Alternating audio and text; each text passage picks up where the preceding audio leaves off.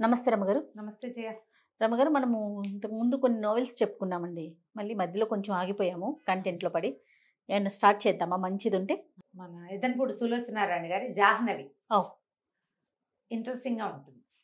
ఇదంటే మరి ఇందులోనే సీరియల్‌గా వచ్చిందో లేదో నాకు జ్ఞాపకం లేదు. తెలీదు నాకు. 95లో తాకట్టులో ఉన్న బంగారాన్ని విడిపించి ఆ రోజు ఆన్లైన్ రేటుకే మేము కొంటాం. Sharma gold company. ఒక ఎవరో ఫ్రెండ్ ఇంట్లో కనపడింది పుస్తకం. వాళ్ళ ఇంటి నుంచి తెచ్చేసుకున్నా నేను. హుహు. వాళ్ళ ఇంటికి కూడా ఎవరో చుట్టాలొచ్చిన ఆవిడే వదిలిపెట్టి వెళ్ళిందా.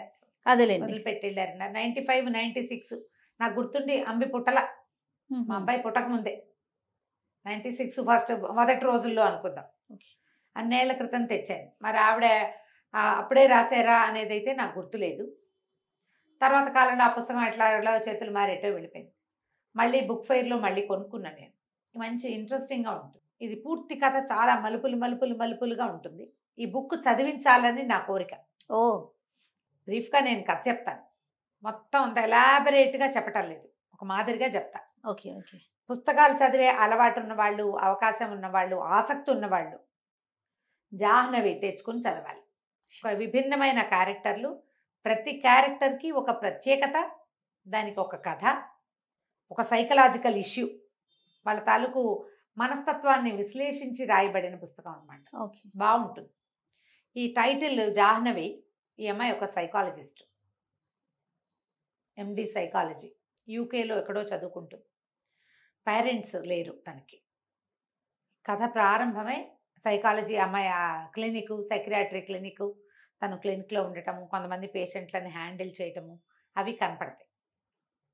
చాలా మంచిది. 30 ఇయర్స్ లోపు, ఒక 27, 28 సంవత్సరాల అమ్మాయి అనుకో. అయితే ఒక బాబాయి, పిన్ని ఉంటారు. అమ్మ, నాన్న లేరు. తండ్రి ఎక్కడికో వెళ్ళిపోయి ఉంటారు బహుశా. తల్లిని కొంచెం పిచ్చిదిగా ముద్రపడి మరణిస్తుంది.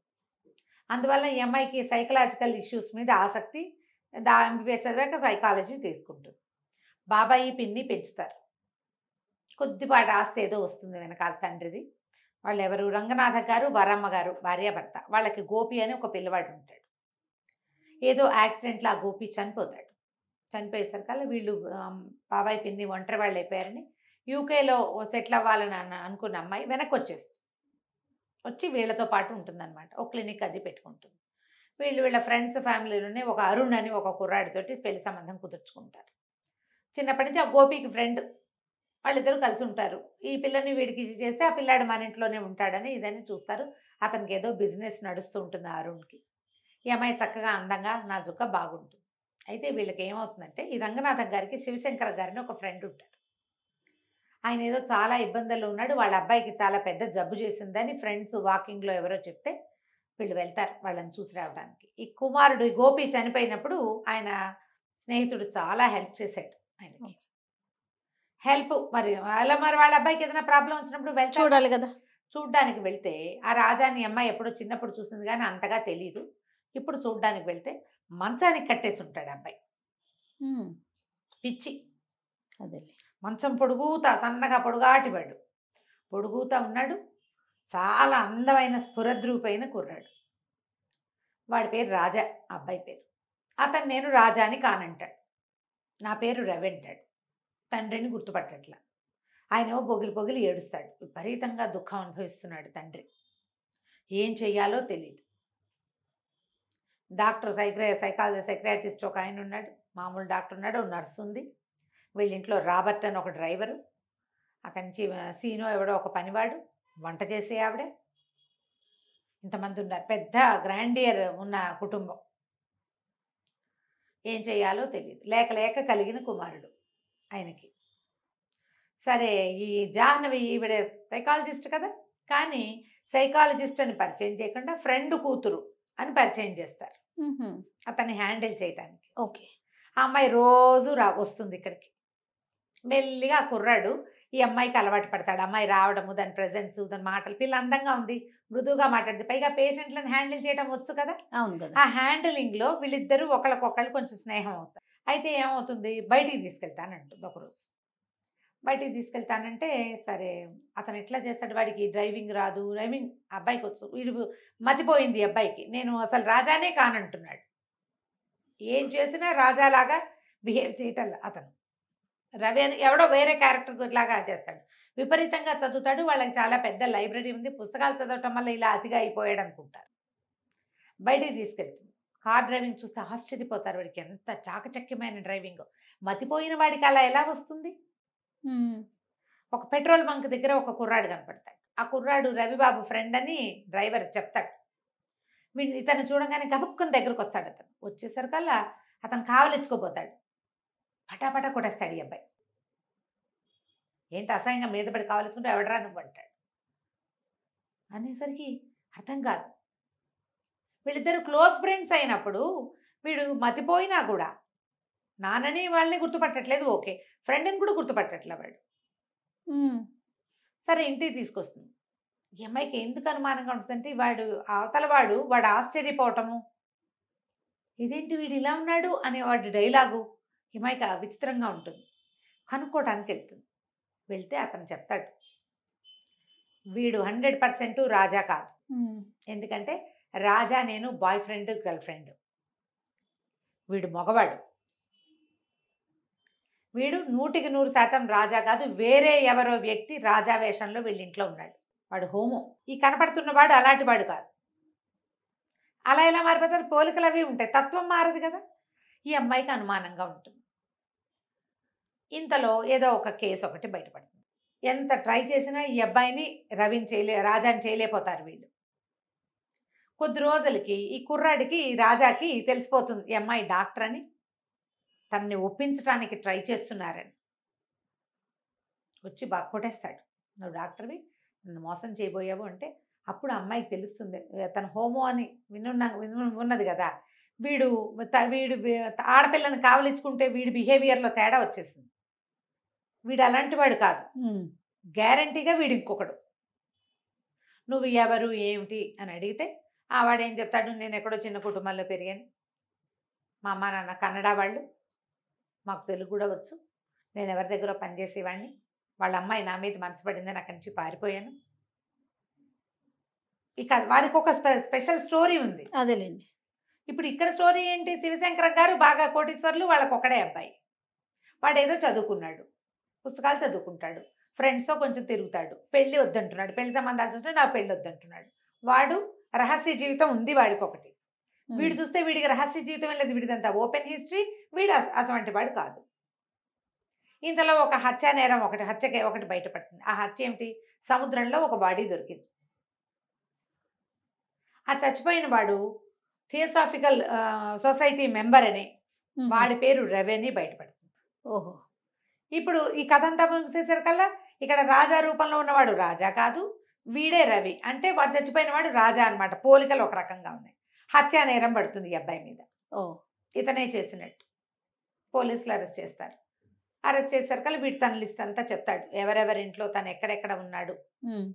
ఒక బెంగాలీ వాళ్ళ ఇంట్లో ఉన్నాడు. అక్కడి నుంచి మద్రాసు వచ్చేసాను నేను, పన్నాలాలని ఒకళ్ళ ఇంట్లో ఉన్నాను. వాళ్ళ ఇంట్లో రాత్రి పడుకున్నాను నాకు తెలిసి. తెల్లవారేసరికి వీళ్ళ ఇంట్లో ఉన్నా. నా అంతటి నేను రాలేదు, నేను ఏ హత్య చేయలేదు. అసలు వాడెవడనో నాలాగా ఉన్నవాడిని నేను చూడలా, నాకు తెలియదు అంటాడు. వాళ్ళని అందరినీ పిలుస్తారు. ఆ జితేంద్ర రాయ్ వస్తాడు, ఆయన కూతురు వస్తుంది, పన్నాలాలు వస్తాడు. ఈ అమ్మాయి సాక్ష్యం చెప్పడానికి ఈ అమ్మాయిని కూడా. ఇంతలో వీళ్ళ అమ్మాయికి పెళ్లి కుదిర్చి పెట్టుకున్నారు కదా అరుణ్.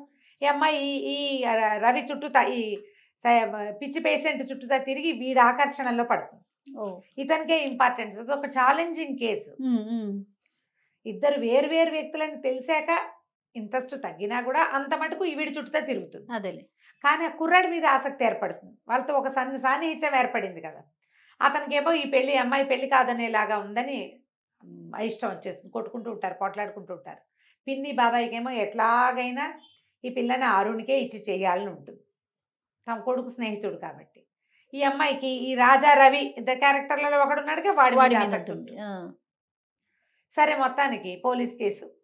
ఈ అమ్మాయిని కోర్టుకి సాక్ష్యానికి పిలుస్తారు. పిలిచేసరికల్లా వీడికి పెద్దగా చదువుని వాడు కూడా కాదు ఆ రవి అన్నవాడు. పెద్ద చదువు లేదు, కానీ పెద్ద పెద్ద సొసైటీలో ఉండటం వల్ల అతనికి మంచి ఇంగ్లీషు, ఈ థియోసాఫికల్ సొసైటీలో తిరగటం వల్ల చక్కటి భాష, మంచి భావ వ్యక్తీకరణ వచ్చినాయి. ఈవిడ చూస్తే ఎండి. పోలీస్ కేసులు చెప్తుంది. మొదటి నుంచి అతను నేను రాజాని కాననే చెప్పాడు. రాజాగా తను ప్రూవ్ చేసుకోవడానికి ఏమీ చేయలే ఒక్కసారి కూడా. రైట్ ఫ్రమ్ ద బిగినింగ్ నేను కలిసిన రోజు నుంచి ట్రీట్మెంట్ చివరి దాకా కూడా నేను రాజాని కాను. వాళ్ళు బట్టలు కుట్టిస్తే బట్టలు వేసుకుంటాడు, మంచి బట్టలు కుట్టిపెడతారు. ఎందుకంటే వాళ్ళిద్దరు ఒకే సైజు పిల్లలు. అదే వాడి బట్టలు ఉన్నాయి దేహేస్తారు, కొత్త బట్టలు వేసుకుని చక్కగా వాళ్ళతో బాగానే ఉంటాడు. కానీ ఆయన నాన్న గిన్న అండు, ఒప్పుకోడు. ఈ అమ్మాయి ఏం చెప్తుంటే మధ్యలో వీళ్ళిద్దరు సన్నిహితం అయినప్పుడు నువ్వు వాళ్ళతో ఒప్పుకుంటే అసలు ఇది విషయం ఏంటో మనకు అర్థం అవుతుందని చెప్తుంది.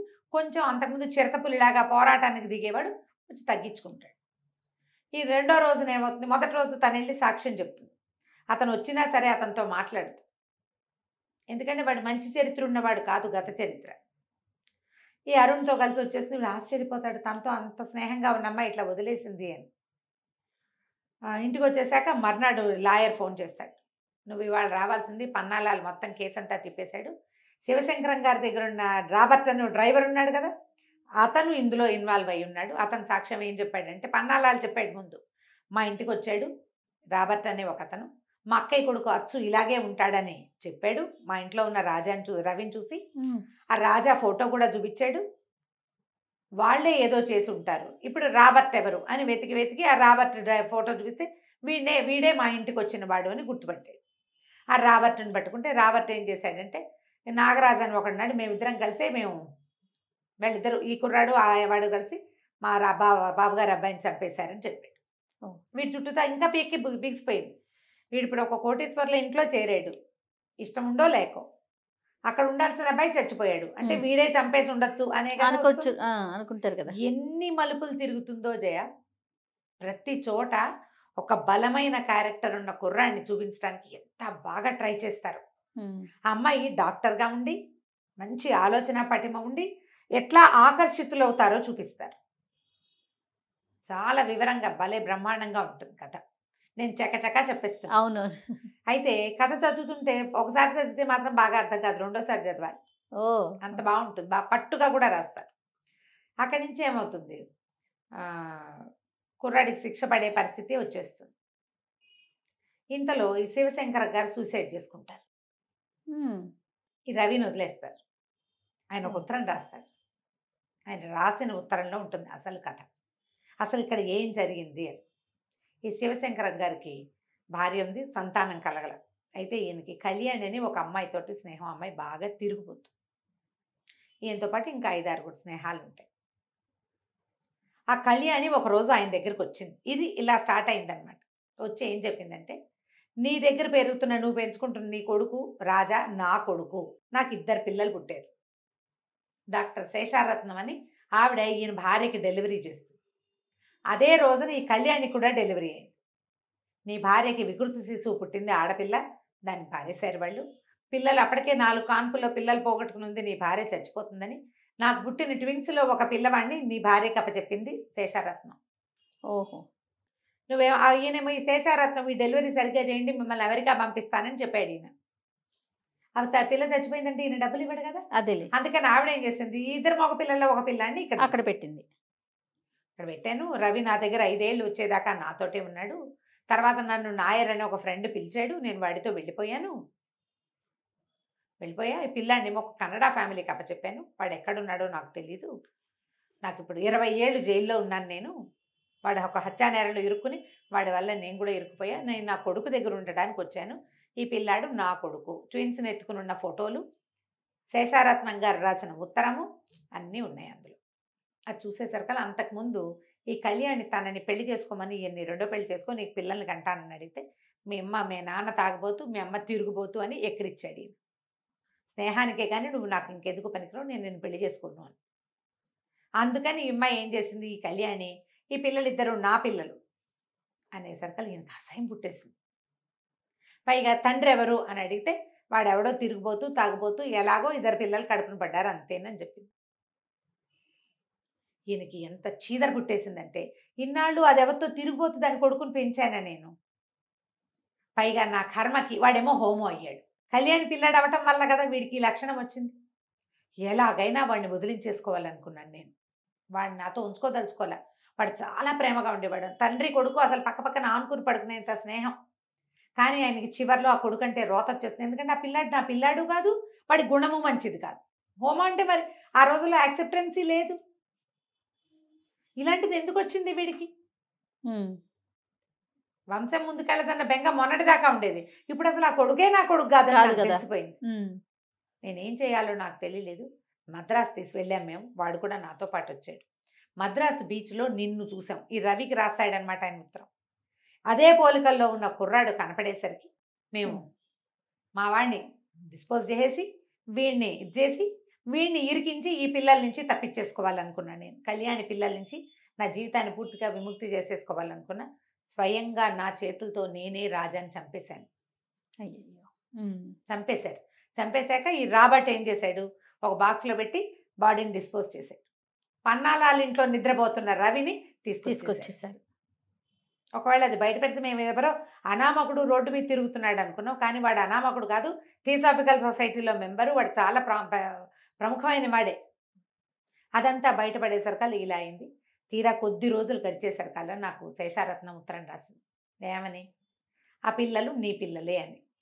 కళ్యాణి ఆవిడకి చెప్పింది, శివశంకరానికి పుట్టిన పిల్లలే వీళ్ళు, కానీ నేను పగ కొద్దీ చెప్పాను అని. ఈయన కళ్యాణిని కూడా చంపేశాడు. మందులో నిద్ర మాత్రలు కల్పిస్తే ఇక్కడ తాగేసి ఇంటికి వెళ్ళి చచ్చిపోయింది. మంది ఎక్కువై చచ్చిపోయింది అనుకున్నారు. ఆ ఫోటోలు ఉత్తరాలు అన్నీ వెళ్ళి రాబర్ట్ వెళ్ళి కనెక్ట్ చేసుకొచ్చి మొత్తం ఫోటోలన్నీ తగలబెట్టేశారు. సాక్ష్యాలు లేవు. నేను ఒక్కడనే సాక్ష్యం. నా చేత్తో నేను పెంచిన నాకు అన్న కొడుకుని నేనే చంపేశాను. నిన్ను తీసుకొచ్చి ఈ నరకంలో పెట్టాను. ఇప్పుడు నువ్వు మొహం కూడా చూడని నీ కవల సోదరుని నువ్వే చంపినట్టుగా అయిపోయింది. నేను సమాజానికి మొహం చూపించలేను. నేను ఇన్ని రోజులు ఏడుస్తుండేవాడు ఆయన. ఎందుకంటే కొడుకుని చంపేసుకున్న కష్టం. ఈ రెండో పిల్లాడు తన పిల్లాడే, కానీ వాడు యాక్సెప్ట్ చేయడు. ఈ దుఃఖంతో నలిగిపోయాను. ఇంకా నిన్ను ఈ శిక్ష నీకు వెయ్యను, నేనే చచ్చిపోతున్నానని ఆయన ఉత్తరం రాసి ఒకటి కాపీ టు జడ్జి గారికి ఒకటి పంపించి, పోలీస్ స్టేషన్ కూడా పంపించి, 3వ కాగితం కొడుకు పంపిస్తాడు. ఆ ఉత్తరం అప్పచెప్తాడు జాహ్నవికి, డాక్టర్కి. ఉత్తరం అంతా చూసి ఆశ్చర్యపోతుంది. మనుషులు ఎంత వింతగా ఉంటారు. అంతే కదా. ఆయన తాగుబోతూ తిరిగిపోతైన కళ్యాణిని నమ్మాడు. తన 27 ఏళ్ల పెంపకాన్ని నమ్మలేకపోయాడు. అవును. హోమో అయితే తన కొడుకు కాకుండా పోతాడా? వాడికి ఏదో ఒక లక్షణం ఏర్పడింది. దానికి ఎవరు ఏం చేయలేరు కదా. తన కొడుకే కదా. అంతేగా. తన పిల్లాడు కాకపోతే పెంచుకున్న పిల్లాడిని ఉంచుకోరు. రక్తం మీద అంత నమ్మకం ఏమిటి? ఎంత తెలివి తక్కువ పని. చివరికి కొడుకుని తనే పొడిచి చంపేసి వాడు ఆశ్చర్యపోయాడు. రాస్తాడనమాట వాడి మొహంలో దెబ్బతిన్నప్పుడు, డాడీ నువ్వు నన్ను ఎందుకు చంపుతున్నావు అన్న వాడి ప్రశ్నలు నిండిన వాడి మొహాన్ని చచ్చేదాకా మర్చిపోలేకపోయాను నేను. ఓ చెంపకాయ కొడితేనే పిల్లలు మనకేసి ప్రశ్నిస్తారు, మన మొహం చూస్తారు. ఆ మొహం మర్చిపోగలమా? ఈ దుఃఖంతో ఈ ఉత్తరం రాసేస్తాడు ఆయన. దాంతో వదిలేస్తారు. ఆస్తంతా ఈ అబ్బాయి పేరు మీదకి ట్రాన్స్ఫర్ అయిపోతుంది. ఆయన రాసేస్తాడు మొత్తం ఆస్తంతా. తర్వాత ఇతను వచ్చి ఫీజు ఇస్తాడు జాహ్నవికి. నువ్వు నన్ను ట్రీట్ చేసినందుకు 1000 రూపాయలు రాసి ఇస్తాడు. ఇచ్చేసరికల్లా ఇంతేనా అని అడుగుతుంది. ఇంతేనా, 1000 రూపాయలేనా నా ఫీజు అంటే, నేను మరి నా దగ్గర ఇంతే ఉంది, సంపాదించాక మిగిలిన ఫీజు ఇస్తానంటాడు. ఆ కోట్లు ఉన్నాయి మీ నాన్న ఇచ్చినవంటే నాకు అవేం వద్దు, నేను అవి తీసుకోను. పిల్లలకి డబ్బు ఎప్పుడు కావాలి? పెంపకం కావాలి. ఇప్పుడు ఎందుకు నాకు డబ్బు? నేను సంపాదించుకోగలను కదా. చిన్నతనంలో నాకు అవసరం. మా అమ్మ మా నాన్న ఇద్దరు నన్ను వదిలేశారు. ఆవిడెవరు 5 ఏళ్ళు పెంచి ఎవరి దగ్గర వదిలేసింది. వాళ్ళు కొన్ని రోజులు ఉంచుకుని వాళ్ళు వదిలేశారు. గాలికి ధూళికి పెరిగాను నేను. ఈయన దగ్గరికి వస్తే ఈయన ఎంతసేపు రాజా రాజా అన్నాడు, కానీ నన్ను రవనలేదు మా నాన్న. తలకొరువు పెట్టే ఆయనకు పుట్టినందుకు. అంతే. చివరి రోజుల్లో అయినా నన్ను దగ్గర ఉంచుకున్నాడు, బట్టలు కుట్టించాడు, అన్నీ చూశాడు. కానీ నన్ను రాజాని చేయడానికి ట్రై చేశాడు రవి నుంచి. నువ్వు కూడా అమెరికా వెళ్తున్నావు కదా, కంగ్రాచులేషన్స్, అరుణ్ తోటి అమ్మాయి పెళ్ళి అనుకుంటాడు. సరే రేపు 2-3 రోజుల్లో అమెరికా ఎక్కడికో వెళ్ళబోతోంది, ఫారిన్. సరే అందరూ ఎయిర్పోర్ట్కి వెళ్తారు. చాలామంది వస్తారు ఈ అమ్మాయిని సీ ఆఫ్ చేయడానికి. ఇతను కూడా ఆగ మేఘాల మీద పరిగెత్తుకొస్తాడు. ఈ రవి పువ్వులు గుర్తిస్తాడు, బాన్ వాయేజ్ అని రాస్తాడు దాని మీద. ఫ్లైట్ వెళ్ళిపోతుంది. ఈ అమ్మాయి ఎయిర్పోర్ట్ నుంచి బయటకు వస్తుంది. ఆ బయట కారులో కూర్చుని ఉంటాడు ఇతను. నిర్ఘాంతపడతాడు. నువ్వు ఎందుకు వచ్చావు, వెనక్కి వచ్చావు ఏమిటంటే, నేను అసలు వెళ్ళటమే లేదు, అరుణ్ని సీ ఆఫ్ చేయడానికి వచ్చాను. మరి పెళ్లి చేసుకోమంటాడు. పెళ్లి చేసుకోను, నేను పిచ్చి అబ్బాయిని ప్రేమించాను, అబ్బాయి ఏమో నన్ను వదిలిపెట్టి వెళ్ళిపోతానంటున్నాడు. అరుణ్కి నాకు ఎప్పుడు పొసగలేదు ముందు నుంచి, ఇప్పుడు పొసగేలా కనపడలేదు అంటే కావలించుకుంటాడు. నాకు ఎవ్వరు లేరు, నువ్వు ఒక్కదానివే నాతోటి ఉన్నావు, పిచ్చిగా ఉన్నప్పుడు కూడా మిగిలిన వాళ్ళంతా అతన్ని మార్చడానికి ట్రై చేశారు. ఈ అమ్మాయి ఒక్కతే అతని మాట నమ్మిందనమాట. ఎప్పుడైతే ఇది ఇతను వాడు కాదు అని, అంటే వాళ్ళ రాజా గురించి ఉన్న లక్షణాలన్నీ వింటుంటే ఈ మనిషి వేరు అని అని తెలుసుకుని మొదటి రోజు నుంచి ఆ అమ్మాయికి తెలిసిపోయింది. ఇక ఇద్దరు కలిసి ఉంటారు, పెళ్లి చేసుకుంటారు. జాహ్నవి చాలా బాగుంటుంది. ఆ అమ్మాయి క్యారెక్టరు, శివశంకరం గారి క్యారెక్టరు, అరుణ్ క్యారెక్టరు. ఈ రోజుల్లో మగపిల్లలు ఎలా అమ్మాయిలను తన చుట్టూ తిప్పుకోవాలనుకుంటారు. అమ్మాయికి ఒక ప్రొఫెషన్ ఉంది, ఒక అంబిషన్ ఉంది, అవే ఉండవు. భక్త ఆడపిల్లలాగా తన వెనకాల తిరగాలనుకుంటాడు. ఈ రాజా రవి 2 క్యారెక్టర్లు. రవి క్యారెక్టర్ దేనికదేనండి. దేనికదే ప్రతి క్యారెక్టర్ని ఎస్టాబ్లిష్ చేస్తారు వివరంగా. పూర్తిగా వాళ్ళ మనస్తత్వాన్ని కాచి వడబోసి ఒక క్యారెక్టర్, దాని లక్షణం, దాని తీరు, ఒక్కసారి కూడా ఆ క్యారెక్టర్ని దాటి ప్రవర్తించకుండా పాత్రల తాలూకు సంభాషణ. ఈ అమ్మాయి క్యారెక్టర్ ఎక్సలెంట్గా ఉంటుంది, జాహ్నవి. చాలా బాగుంటుంది. అమ్మాయి వాళ్ళ అమ్మ పిచ్చిదై చనిపోతుంది. కొడుకును పోగొట్టుకున్న వరమ్మ గారు వీళ్ళ పిన్ని, ఆవిడ దుఃఖము అవన్నీ అమ్మాయికి అర్థమవుతుంటాయి. అలాగే ఇప్పుడు తన ఒరిజినాలిటీని కోల్పోయిన ఈ రవి క్యారెక్టర్ అమ్మాయికి అర్థమవుతుంది. ఓకే. తను ఎట్లా ట్రీట్ చేసింది ఇతన్ని, అతనితో ఎట్లా మాట్లాడి కన్విన్స్ చేసిందో, కొన్ని సంభాషణలు అయితే ఎక్సలెంట్గా ఉంటాయి. కథ ఇంతే. దొరికితే పుస్తకం కొనుక్కొని చదవండి. ఈ జాహ్నవి తప్పకుండా రమ్మగారు. సూపర్గా ఉంటుంది. కథ కూడా ఇంత ఇంట్రెస్టింగ్గా ఉంది. అవును, అసలు ఈ తండ్రి చంపేసి ఉంటాడని ఊహించాం అసలు మనం. ట్విస్టుల మీద ట్విస్టులు. Twist. చాలా బాగుంది రమ్మగారు. నమస్తే. నమస్తే జయ.